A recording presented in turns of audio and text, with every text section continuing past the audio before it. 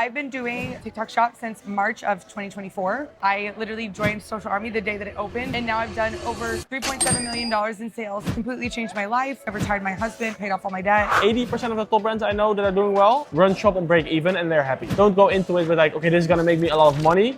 It's gonna make your brand very famous. That is the goal. Whoever just shows up the most will win. It's not even necessarily about talent. One of the guys on the team, he's like, I wasn't gonna say anything until I had 100K month. Dumb as hell. You should document your way to 100K month. You cannot take the same product and expect the same results on both because you're capturing demand with Amazon. TikTok, you're generating the demand from nothing. Today we're sitting down with Kaley. Kaley is a very special guest because she's one of my close friends and has done close to $4 million on TikTok Shop. She has been one of the main faces in the US teaching TikTok Shop to other affiliates, speaking on stages and helping hundreds of affiliates on how to become a good TikTok Shop affiliate while crushing it herself too. Today we take a deep dive into how she works together with brands and how a good brand and affiliate partnership looks like. Let's get into it. Okay, so welcome Kaley. Just to introduce you a little bit to what we do. I do a 15-minute podcast with the most interesting people in the space, TikTok Shop, social commerce, where I want to kind of connect more the brands and creators and open up this space a little bit more in general. So the audience would be a little bit creators, but also a lot of brands, entrepreneurs, people looking at this industry. So happy to have you on. Thank you for having me on. Maybe you can introduce yourself to everybody that doesn't know you. Yes, so my name is Kaley. My handle on TikTok is Perfit Academy, or my teaching page, Kaley Comes Back. I've been doing TikTok Shop since March of 2024. I literally joined Social Army the day that it opened, March 27th of 2024. And now I've done over $3.7 million in sales on the TikTok Shop affiliate program. It's completely changed my life. I've made almost $1 million from TikTok. I've retired my husband, paid off all my debt.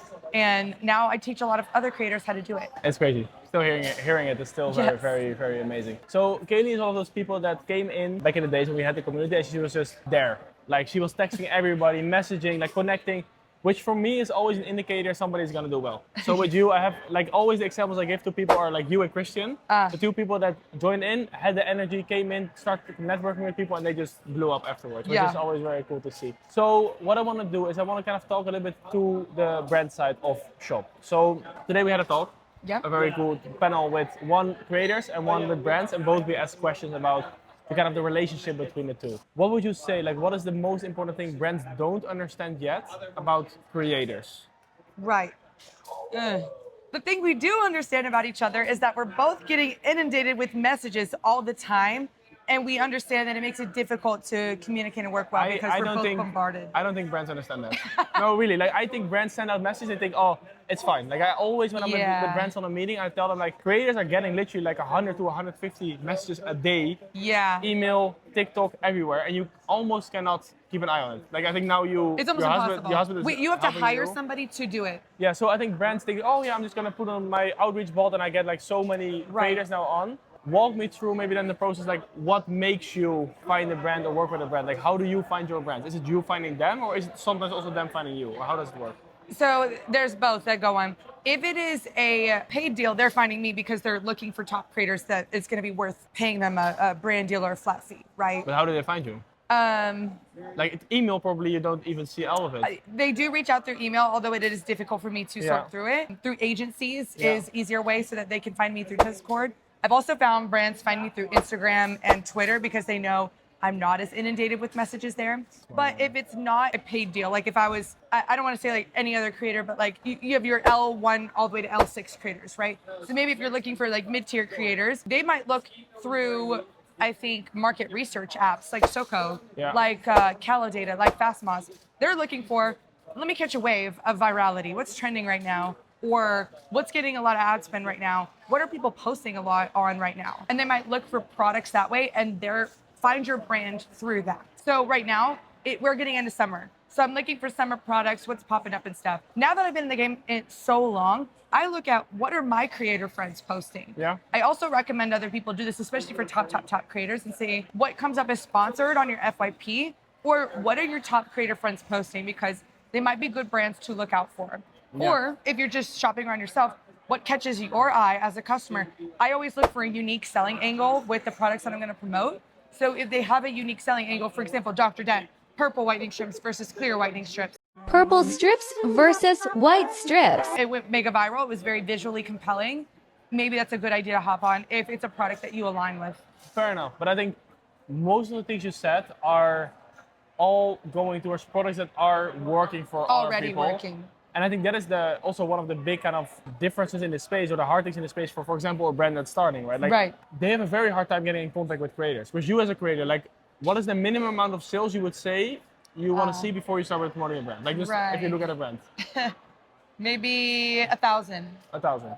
So like, I know like between 1,000 and 5,000 usually is what people teach. Oh, like, okay. Other creators. So I don't have like a hard and fast rule anymore, but no, but if your brand has like 20 sales, how are you gonna get 20 to 1,000? probably you're not gonna promote them because you're Right. like, oh, they're too new, they're not yet proven themselves. Maybe I cannot even trust them. New brands have a very hard time getting past that Right. first 1,000, 2,000, 3,000 sales. Absolutely. Because nobody trusts them, nobody wants to work with them, which is a very interesting thing to always think about. Unless they're coming from they have a presence in stores or other platforms. Yeah, fair Yeah. enough. But still, then, like getting in contact with these creators is pretty difficult. I think it is. And that's why it was brought up at the panel today, and we all kind of laughed because we don't know the answer. Yeah, We're like, what nobody would be knows. the answer? So creators live their life, they just do what works, which makes sense because the creator is there to make money. So what do they look at? Which are the products that potentially make them the most money, or Yeah. give them, of course, a retainer or make them money that way. But So we've talked about this multiple times Yeah. before, but I wish there was a way to have like a Tinder style matchmaking of brands and creators that can happen online, because when you're mass messaging, say you're doing a curly hair product, you're mass messaging people like Jasper and I don't have curly hair. So you're wasting your messages or whatever it is on people that don't even align with your But product. on both sides. So both wasting sides. messages for the brand on how many messages you can send, but Right. also wasting the creator's inbox with None trash. of this applies to me. Right. So then you're not gonna see the rest anymore. So indeed, like I still love the idea. I- Probably we're gonna still do it. So one day when it is I in think we Soho, should. we say like, What products are you interested in? I love promoting hair products. I love promoting, but we can for see me, it. it's like fiber, creatine. I love promoting outfits, things like that. Or you can even like narrow it down even more. if you don't even have to put it in because we know by checking your account, we know what you're promoting, so we can just literally put it in. So when it comes out, Soho, we're gonna put Okay. by Kaley.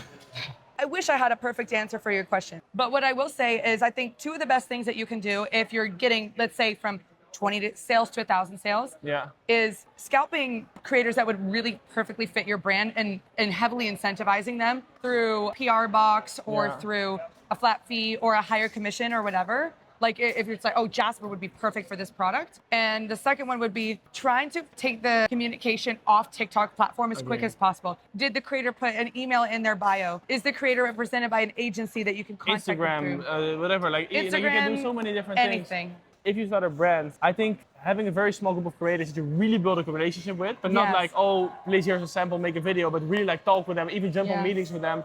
I love what the Comfort guy is doing, right? Like he does Yeah. that. He just jumps on meetings with them, Hudson, he goes on, he motivates them and he really gets them close with him. Inspired, yeah. I think that is what you need to do. So Right. then the question to you, let's say tomorrow you would start a brand. Okay. How would you get your first creators? How would you get to your first like 10,000 units sold? Like how? And you don't know all the creators. Of course, you I know, know, you're like, it's like- hey Ali, like of course they can all make videos for you. But let's say that was not the case. Like how would you do it?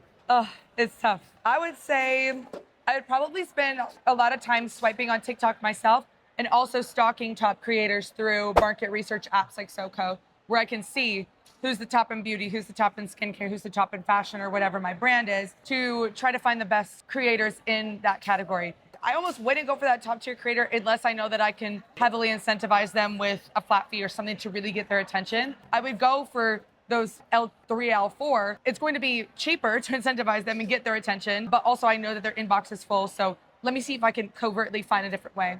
I would also look into agencies. I think agencies are there for that reason. Agencies have people hired full-time to get a hold of us content creators who are notoriously hard to get a hold of, so that you don't have to, because you have other more important things that you can be doing. And also a lot of these agencies, if they've worked with these creators for a longer time, they can do some of that matchmaking. That is, Kaley's done really well with this, done really well with that. Okay, let me just take the shortcut and connect through an agency. And I think the creators trust those We do. community. Like let's say they're a longer time with an agency or community, they trust them more. The agency can filter through the brands for the creators and give them to them, which I think is a very nice thing. So I The think other two things I'd do is exactly what you said Hudson did. Go into communities, talk, inspire people. It doesn't matter how much money you're throwing at them. You could get to them a lot quicker and better by inspiring them, showing them it's actually a lot easier to do this than you might think. We're going to set it up for you. We're going to make it as easy as pie for you. And you get to make a lot of money. That's a great incentive. And also making my own content on TikTok. Like that's a big one. Yeah. part of the reason why I know Sarah so well from Alexander Jane is because she makes her own founder content on TikTok, and it attracts me even more to her brand because she's a real human. And have you seen the Dane guy, the freeze-dried candy guy? Yeah. So he does a completely different approach. He just has live stream. Yeah. He does him himself, a lot of live streams. And then he now is training a group of live streamers around him and do the exact same thing. So he doesn't do a lot of videos. And he has a freeze-dried candy brand. What he does is he has candies. Live streamers. Go check it out. It's very good. No, so he has live streamers that he trains himself and that are all going live for him. And he's doing like, he's like doing 200-300K a month now, but only doing that, which is a very interesting approach. Because there you don't depend on creators. Yes, creators can add on to your already kind of thing that's going on, but you don't depend on them from the start. Because I think that is the hardest thing for a brand, is like the 0 to 1, depending on creators. While creators have so much going on, it's almost impossible. And creators are getting pulled all directions, they're getting higher deals from other competitors. Like it is very hard. So I think that's a very interesting take, or like what he's doing is very interesting. Right, and that's why I think, yes, obviously you can motivate people with money, but if you can find other ways to motivate them, because obviously if you're going from 0 to 1, you're not working with a lot of capital yet, or you're coming out of the red. So what are other ways that you can inspire them? Just be present on TikTok. We're creating on TikTok because we're on TikTok, right? So if you can get on TikTok, if you can show your face, tell your story, you can also link your product and make a lot of your own sales for the brand. I do think content creation is something everyone should learn. Gary Vee will yell this at you until he's blue in the face, but also you can find great creators to connect with through there. So you were on a call with Gary Vee. Yes. You have been talking to a lot of people that know a lot about this space in the last years. You have been changing your strategy as well. Now with everything that's going on, so you have AI going on, you have brands and doing different things in this space, you have Instagram shop now coming. So what is your strategy for the next like 1 or 2 years? Is a lot gonna change, or are you gonna kind of keep the same focus? So I think Gary Vee hammered into us something that we really knew that we should be doing, but we're not doing, which is becoming omni-channel. Omni-channel is the way to go. If you're relying on one channel, then all your eggs are in one basket. I mean, that's obvious. But we know it takes a lot of work to become omni-channel. But he kind of looked at us and he's like, especially you top creators, you have the power and the money to hire a team to help you. You absolutely should be doing this. And he very much pushed that we should be posting everywhere, every day. And he also pushed that personal brand is much bigger than TikTok Shop Affiliate will ever be. So that pushed me even more so to invest more in the personal brand. I've already been building personal brand. Honestly, I didn't even know what I was doing. Jasper told me years ago, personal brand is worth so much more than affiliate. I'm like, I don't even know what you're talking about.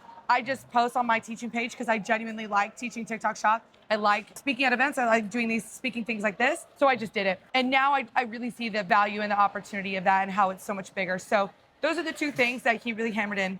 Become omni-channel by any means necessary. Be everywhere all the time through omni-channel.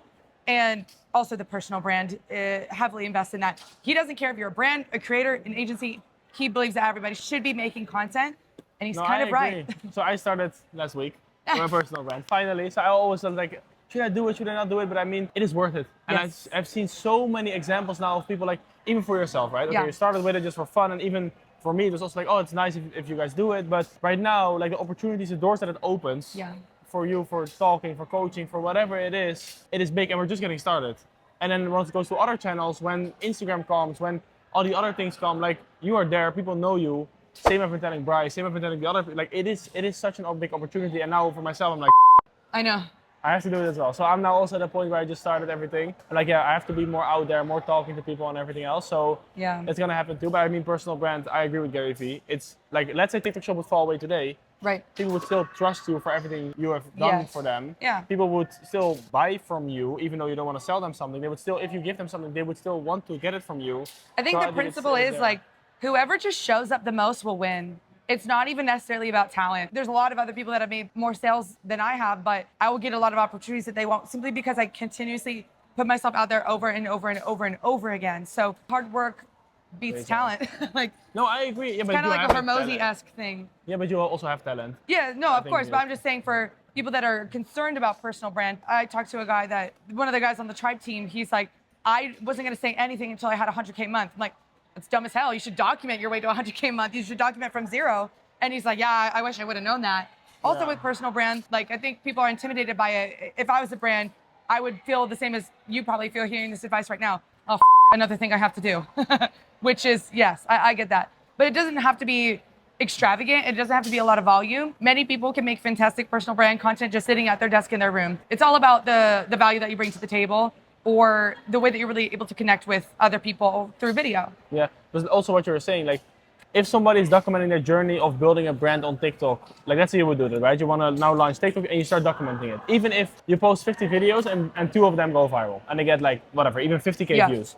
You now have, and that is probably mainly TikTok shop creators, which you're documenting your journey, or other entrepreneurs. The doors that only that already will open with other creators wanting to now promote your brand, it's going to be huge. It's going to be worth so much more than any amount of money you can ever pay to them. Like you can pay them a 5K retainer, but the big creators, they would then do that and then they're gone. If they like you for the person you are, if they like you for the journey you're on, they now want to be a part of it and they will create content. I've seen it a few times with decently sized brands right now. They started as a person and now other people want to jump on that ship. So I think it's pretty cool. I absolutely agree. It's very much about community building, and the soft skills are more important than the hard skills, like the money, organization and stuff.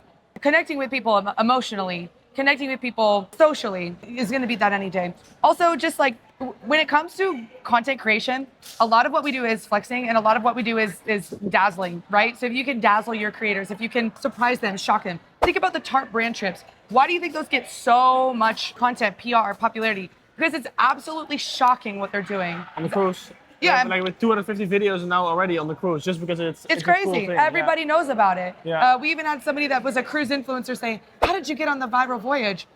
We are the viral voyage. Yeah. It's all about, it's a little bit of a popularity. So the more you show up, the more creative you are, you can outbeat people that are, 7-figure brands or whatever it is. I don't know anything about 7-figure big. I don't know. Yeah, no, I agree. Okay, so then final question. What would you say to brands that are already starting or they're kind of just doing TikTok shop a little bit, but they cannot really figure it out? Right. What should they do?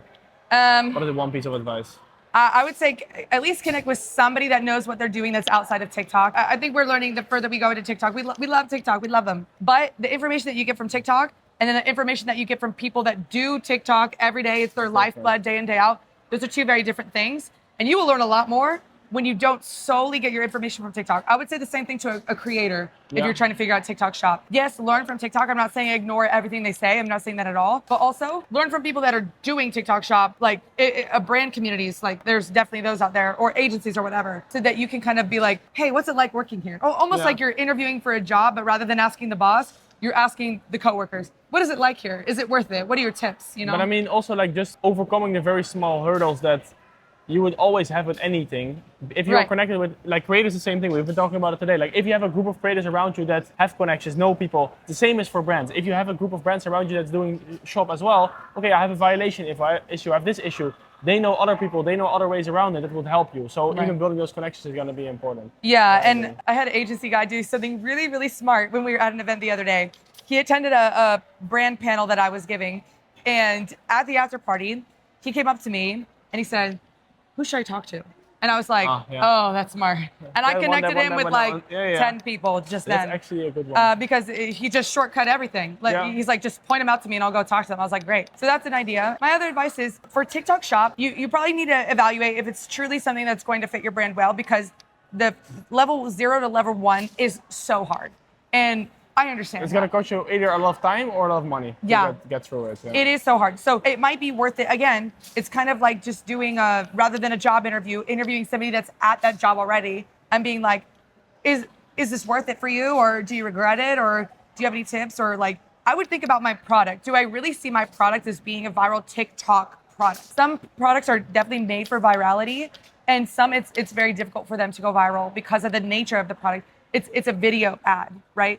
If you guys are killing it with, what is it called, Amazon, like just still ads or like on Meta. Amazon, for example. Yeah, Amazon, Do you want to invest a shit ton of time and money in TikTok shop? If the answer is no, that's okay. You could go even harder on what you're already doing. Evaluate if the channel is going to be really a good match for your brand and for your product. Talk to other people that are not within TikTok shop so you get a little bit of a more well-rounded idea of what it's going to be like. And then when you go for it, like, understand that there's going to be hurdles, absolutely, but go at it full force. So I think what you said about that's, I think one final point that I want to touch on is like brands are always, okay, they have Amazon running. They do very well on Amazon. They see their biggest product on Amazon, and very naturally, I understand it, but very naturally, they take that product and now go heavily on that product on TikTok Shop, which is far from always the best product to take for Shop, because Shop is really like visually, it needs to have some type of wow effect. It needs to have all these variables that most of just random good selling products maybe don't have.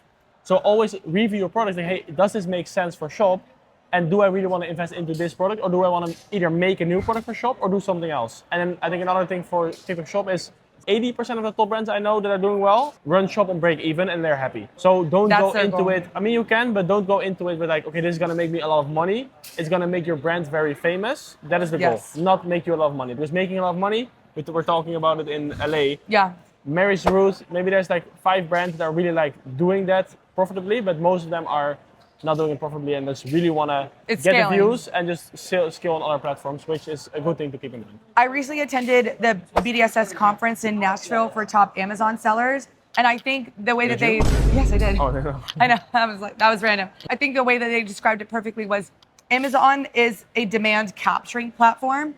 TikTok is a demand generating platform. So exactly what you said. You cannot take the same product and expect the same results on both because you're capturing demand with Amazon. TikTok, you're generating the demand from nothing. You're introducing new ideas, new products, new concept, new twists on products that you've known and loved. So it's really a different beast. Yeah, and I think if you treat it like that rather than expecting the same, you'll be a lot happier. And also, I love what Jasper said about most of these top brands are aiming on breaking even or happily in the red to scale to their desire. And that is truly the game because it's like TikTok is the new town hall. If you're building word of mouth, you're building it on TikTok. Yeah, and I think brands and creators both should know this, right? Like creators should know it, so brands, they don't have unlimited money, they don't make a ton of money. They want to invest, but it's a little bit different than most creators think. Yeah. And for brands, keep this in mind if you want to scale on Shop. Absolutely. But I think that's all. What is your handle if people want to follow you? Yeah, my handle is Curve Fit Academy, and then my teaching page is Kaley Comes Back, but we'll put them both